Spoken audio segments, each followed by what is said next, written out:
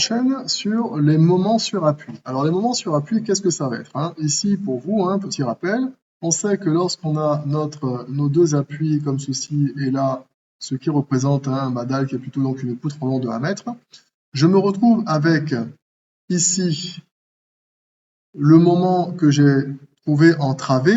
La travée, donc, c'est de là à là, ça s'appelle donc la travée. Voilà, bon, j'écris avec les moyens du bord. Et ici, on va avoir aussi un moment sur appui que l'on va choisir. Puisque là, ce sont les appuis. Vous voyez, appui, appui. Voilà, appui 1, appui 2 si vous voulez. Voilà. Donc, on a trouvé tout à l'heure le moment en travée, hein, c'est simple, hein, de toute façon, une poutre uniformément répartie sur deux appuis, le moment max il est au milieu, et on prend forcément un petit moment pour chaque côté. Alors, qu'est-ce que ça va donner tout ceci? Le moment en travée, ça va être quoi? Ça va être égal à, on va l'appeler MED, hein, c'est égal à 0, le moment sur appui, pardon, 0,15 multiplié par le moment en travée que l'on avait tout à l'heure.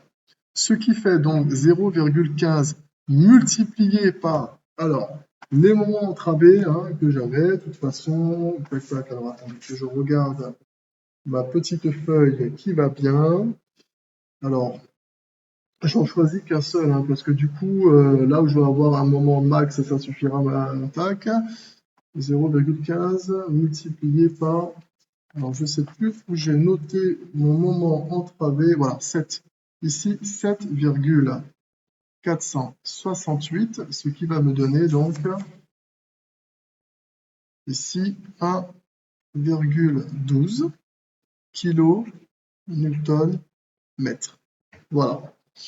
À partir de là, donc je vais dérouler l'ensemble directement, puisque maintenant, avec ce qu'on a vu tout à l'heure, vous maîtrisez tout ceci. Je vais avoir mon micro U qui va être égal à MED, donc 1,12 que je vais diviser par BW1 multiplié par 0,108 au carré multiplié par FCD 16,67 10 puissance 3.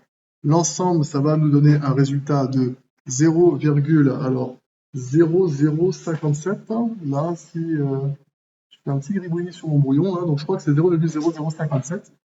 Ensuite, on enchaîne avec le alpha. Le alpha, ça va me donner donc 1,25 facteur de 1 moins la racine de 1 moins 2 multiplié par 0,0057 tout à la racine, ce qui va me donner un résultat de 0,0072. Enfin, je vais me retrouver ici avec AS. AS, ça va me donner donc 0,8 que je vais multiplier par 0,0072 multiplié par BW qui est égal à 1 multiplié par D qui est égal à 0,108 multiplié par FCD qui est égal à 16,67. L'ensemble divisé par 435, ce qui me donne donc AS qui va être égal à 0,239 cm². Bien sûr, vous trouverez vous un résultat en mètres carrés, il y aura juste à le convertir. Pour le choix, vous vous rendez compte que forcément le AS min, lui, il n'a pas bougé, il est toujours égal à 2,44 cm². Et donc forcément, je suis plus bas que le AS min, donc je vais forcément prendre 2,44 cm². Pour le choix de mon acier, par contre, cette fois-ci, ce sont des barres. On est au niveau des appuis, ce sont des barres que je vais choisir. Et les 2,44 que je vais prendre ici, bim bam boum, je choisis donc de prendre la 5HA8.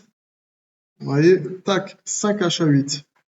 Donc ça fait 2,51 cm² par mètre. Donc ici, je choisis de prendre 5HA8 par mètre. Voilà. Et donc, ce qui me donne 2,51 cm² par mètre. Voilà comment on fait ce petit tour de passe-passe. Alors, bien sûr, vous allez faire la même chose pour pour Y. Je vous donne directement les résultats. Vous aurez juste à vous amuser, pour l'appui, bien sûr.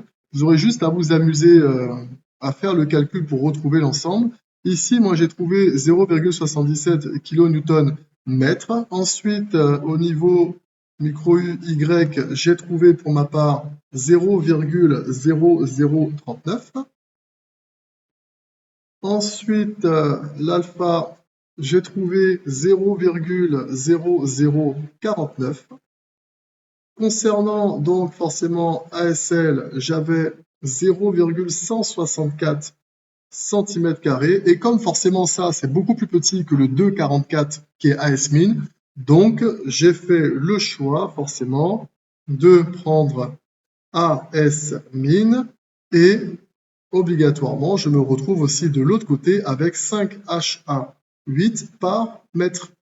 Et voilà.